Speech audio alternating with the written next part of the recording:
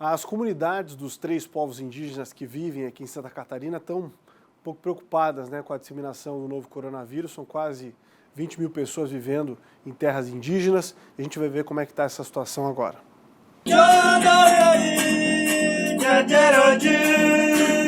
Eles são os primeiros habitantes do Brasil, mas estão no fim da fila quando se fala em cuidados, atenção com a saúde também. São os últimos a receber as informações, são os últimos a ser atendidos, né? E nesse caso a gente não foi ainda, nem pelo Estado, nem pelo município, nem pela CESAI. Entristece o povo das aldeias do Sul. Mais que isso, deixa as comunidades indígenas expostas ao risco. A gente fica, parece invisível, assim, diante de todo o fato que está acontecendo. Mas os efeitos da pandemia não são invisíveis. Eles já pediram formalmente amparo aos governantes, mas sem resposta efetiva tentam agora outro caminho. Como nós não tivemos respostas do governo, tanto federal, estadual e municipais, para atender as comunidades indígenas em relação a alimentos, nós encaminhamos denúncias ao Ministério Público Federal. O Édipo é técnico da Divisão de Atenção da Saúde Indígena, órgão do governo, e garante que providências estão a caminho. Está sendo feita compras pelo DCEI, compras no nível da secretaria também estão sendo executadas, os insumos que estão sendo distribuídos pelo Ministério da Saúde também estão sendo distribuídos aos DCEIs e da nossa parte distribuído aos polos base, às equipes do DCEI. Na semana que vem deve chegar na sede álcool, uma compra que a gente conseguiu fazer de álcool para ser distribuído para as equipes. E o DCEI tem buscado de todas as formas a aquisição de insumos, de EPIs, para que a gente consiga enfrentar a situação do coronavírus nas aldeias. Um lado precisando de ajuda, o outro com a missão de ajudar. Difícil, pelo que se nota, está sendo o encontro desses dois extremos.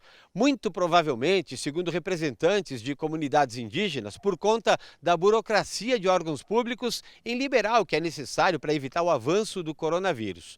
É preocupante, sim. É preciso que as medidas de segurança saiam do papel e passem a fazer parte do dia a dia nessas comunidades. Estamos falando de quase 20 mil pessoas, de 3 povos indígenas que vivem em Santa Catarina, Guarani, Caiagangue e Laclanon-Choclen.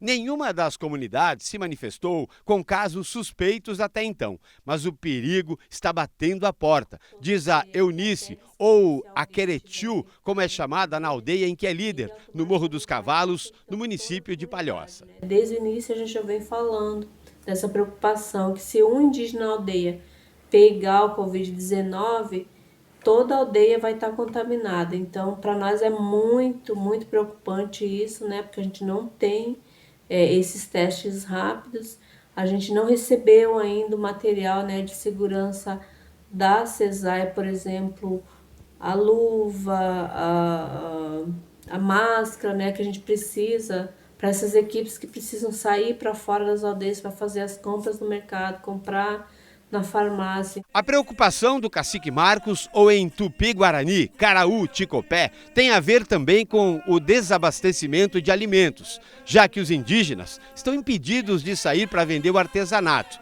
a principal fonte de renda da maioria das aldeias. Embora o isolamento social para nós já é o nosso costume, né, que a gente fica mais na comunidade, só que muitas vezes tem pessoas que fazem artesanato, que vivem do artesanato.